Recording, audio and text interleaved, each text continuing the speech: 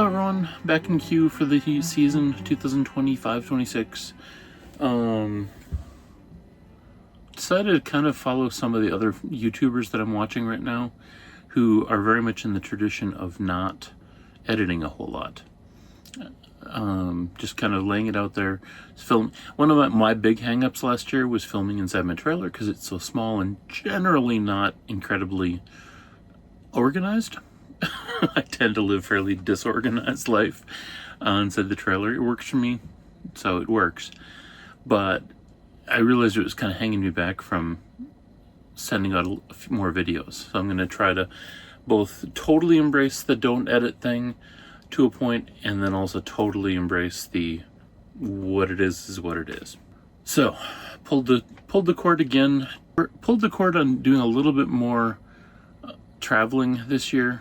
I am in the process of actually selling off my house, on my home base house, and probably going to set up a new home base with one of my relatives. So she's also in the process of selling her house, so I don't know exactly where the home base is going to be, but somewhere in the north, Wisconsin, north Minnesota area. So my home base location isn't going to change very much, which also means I probably won't change coming down to the Q and other places in the Southwest during the winter because ice, cold, don't like. So that was a whole process, and part of the reason I totally didn't even consider, even though I was living in the RV at my secondary home base at my relative's place, didn't even consider filming last year because I was very busy basically taking everything in my house and deciding what was important to keep. And I think I ended up still keeping far too much with me in traveling, and also got rid of probably 95% of the things that I owned, keeping only sentimental things and things that I knew I was going to use in the future when I have a different rig. And that was a fairly small list. And just donating, selling, and getting rid of, auctioning, getting rid of everything else. So following a fairly traditional way of getting from a house, sticks and bricks, to the RV van life. So, and I'm really happy with that process, I think, so far. No regrets of things that I've gotten rid of. It's a very freeing experience, to be honest. And, well, I'll let you know in a while when I go back. I'll let it go back sometime in spring when it gets warmer again. Finish up the sale of the house if that doesn't happen before then. And kind of reassess again while helping the relative move to wherever they end up. So that's the current general life stuff, catching it up from roughly the last time I did one of these, like a year ago. Yeah, been a busy year. So just as general other catch up, and I don't know what parts of this I covered last time and what folks know.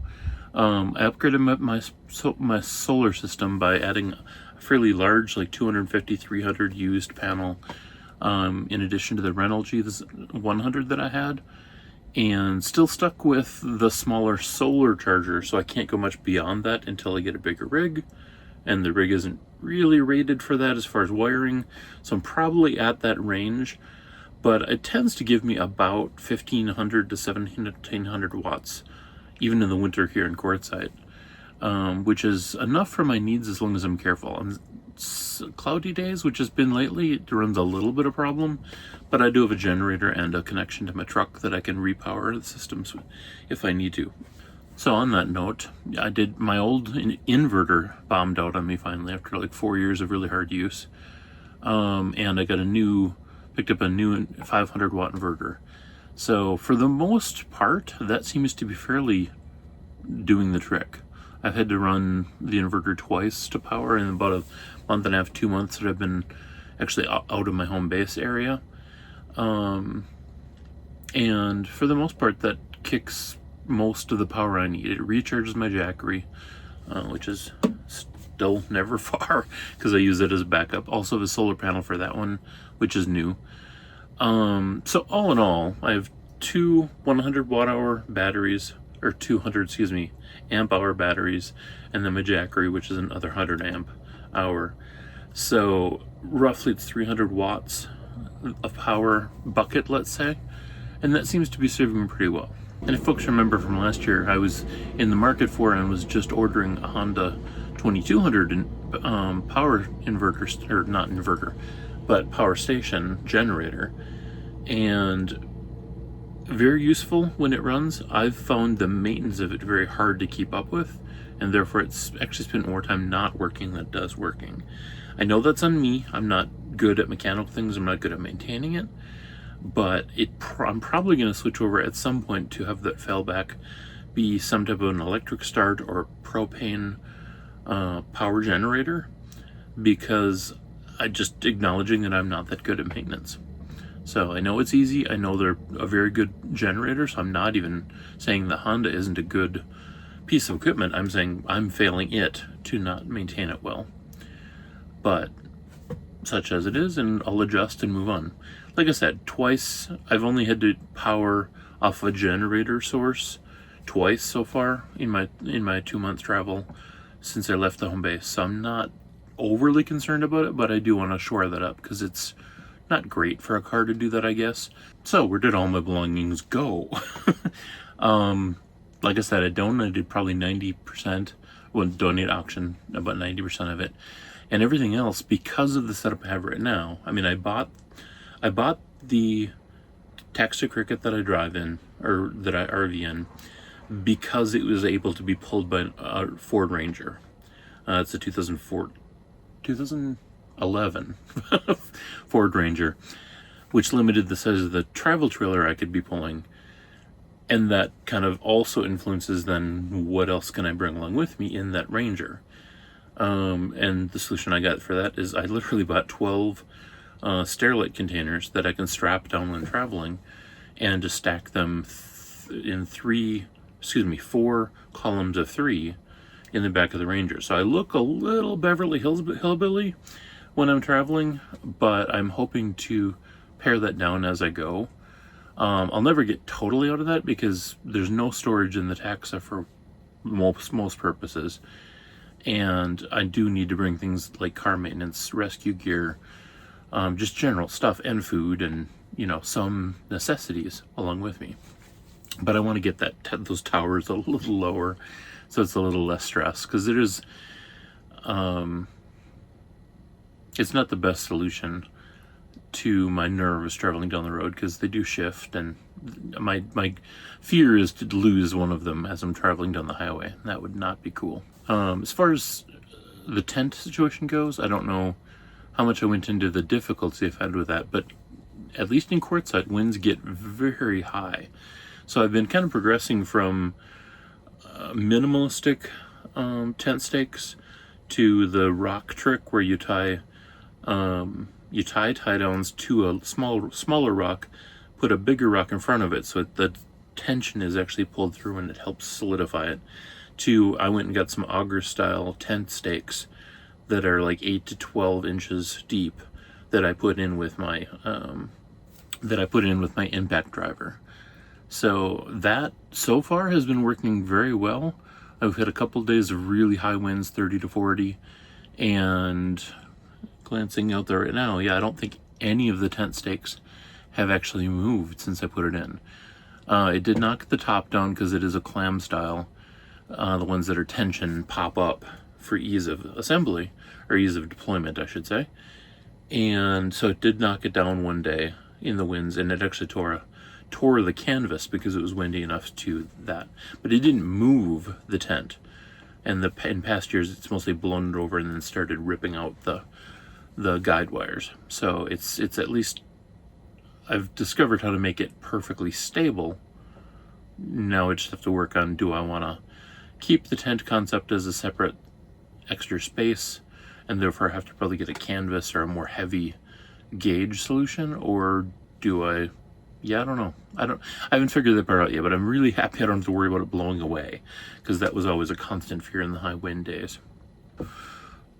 Interior hasn't really changed much. I put a two-tiered storage piece in there that was helping space a little bit, because the front of the tax has a lot of upward mobility that you can't really hang anything from, because it's all either aluminum, therefore no magnets, or canvas, and I can't really do much with the canvas because I don't want to damage the canvas in any way. But for the most part, I'm still pretty satisfied with most of my spatial things that I have. I'm still working with filtered water solution, which I really love, from Multi-Pure. I'm not endorsing any of this stuff, just telling you what I use in case it helps figure out what other people want to do. Taking to carabining, or putting carabiners through most of my pots and pans and hanging them off the rack. There is one rack on the taxa going across the top, kind of as a support that they very intelligently drilled holes in for things to hang from. So most of my stuff is on carabiners hanging off the ceiling, and when I'm stable, it's not a problem. I do have jacks all the way underneath, which are not new and nice because the stabilizers that were built into the taxa are kind of a little too I don't want to impugn, because everything I know about taxas, they're very good, but for whatever reason, maybe I'm not greasing the threads correctly or whatever. They're mostly all frozen, so I just decided it's a long-term project to take them all off and just use standard jacks, which are working really well this year so far. But yeah, other than that, I mean, my spice rack up here is still most of. I got one up here along farther along that doesn't show, and that's where a lot of my cooking supplies go. Most of the place I could locate things in front of my stove, which is atrocious right now, so I'm not going to put it on camera. Any storage that would hang on the shelf like that would be over the heat source and therefore not work. So most of my cooking things are along the walls that are not near the storage. And then up here, the only additions that I've really made, sorry, I can't go forward and backward looking behind me.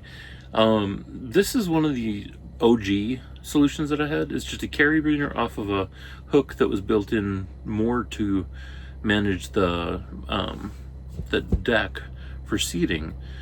And I basically just carabined all my pot holders to it as a trial of, does it annoy me? Does it get in my way? It doesn't. And I've started adding above it anything that makes sense for it. The like mop holders that are friction based. So like my can opener and other things like that are either going into that mop holder type, or if they're more conducive to it, I put a carabiner through it, and I've got them on the little command strips you buy that have hooks. So I'm kind of starting to scatter those about the rig wherever it makes sense. And so far that's working. Long term, probably, I think it was Paul Wheaton who originally said always put up temporary fencing for a couple of years until you know where the fencing should be, and then put permanent fencing in. And I've kind of adopted that to my style of handling this. I'll use command strips, and then I'll actually drill in really stable hooks in the future when I find out where I actually want hooks for sure in the rig. And probably by the time I get it all figured out, I will be on a different rig. Because I would like to long-term get a slightly bigger rig just for a bit better space. It is fairly cramped doing this, but it is working, which is in my head better than the step of not being on the road. So, as far as general life, I have a little less to say because my life has not changed a whole lot other than the house stuff. Being on the road again, I'm working remote, same job, and it really, wherever I am, the daily work week kind of is the same for me. I set up my computer every day, I go to work, I get through the day just like everyone else who has a job, and then as soon as I'm done with the work for the day, I put that away, bring out either personal computer, iPhone, or go out and explore. So I'm still parked fairly far out in Quartzsite, La Posa South. Actually had the experience of running into somebody who actually had seen my channel, which is absolutely mind-blowing considering how small my channel is, but very also gratifying that I'm not speaking to the void. As I've said before, I'm mostly putting these together for my friends and family back home as a way to stay in touch with them and let them know that I'm both all right and that I'm doing well. But I really would love this to grow into being able to help other people explore what they're doing to get to a van life, if that's something they want, and to normalize this, because it's essentially, the last couple of years have not been, well, since COVID, have not been incredibly good to the world, in my opinion. And one way to kind of break from that is to do what I'm doing, go nomadic, detach from the controls that are in place when you're in a sticks and brick, and just kind of reassert my own way of living as much as I can into the way I choose to live. It breaks my heart when people are committed to waiting until retirement to do this, especially if they're in tech or anything that can be remote, because the technology is there now to just do this. It's startling to me how different this is in its freedom, and yet how not different it is in so many other ways. I kind of occasionally find myself catching the weirdness of, a very small living space, essentially a normal sized bed space, and everything else kitchen and very condensed. And so at home, when I was in sticks and bricks, it was a matter of rolling out of bed, prepping for the day, walking, 100 feet, 200 feet to my office, sitting down and doing my office work. Here, it is literally rolling out of bed, sitting up is a better way to phrase it. Again, getting ready for the day, and grabbing my desk table, setting up my computer, and going to work. The only thing different is I have to be a little more of power, but the power is just, again, flipping a switch to turn the internet on and plugging my computer to a power bank that I don't think about most days unless it's cloudy for 3 days. And internet just fires up. I have better internet out on the road than I did in my sticks and bricks due to Starlink. And it's just, nothing really has changed other than not having the tie to a sticks and bricks house. And I'm looking forward to the time when I don't have the payments included with the house when that sells, to just have the total, all of that money that went to preserving the shell around me to make my life work will be already paid for in the RV rig. So all of the income that is coming in is then discretionary income, much more. It's just, I haven't experienced it yet. I can't imagine what that's going to be like, but we'll probably be talking about it when it starts catching up with me, because it fascinates me as a concept. And hopefully that will increase the normalization that I'm trying to shoot for, and the encouragement for other people to do this. So I don't know what else I want to cover in this one. I'm mostly just reintroducing myself to the queue, to the people that do listen out here, saying hi to folks back home. Again, as I've mentioned before on the channel, I think I am a huge proponent of therapy, life coaching, something. And one of the projects that between me and my life coach at the moment is to shift my to-do list to an adventure list, or at least make 2 of them. I tend to be very hermit-like and very socially introverted, and trying to put together a list of things that I want to do that are more difficult for me to contemplate doing, going out in the world and doing stuff that makes me interact with people. And I'm finding that to be a really interesting reframe. So I'll probably talk about it in the future, because it's seeming to work for me.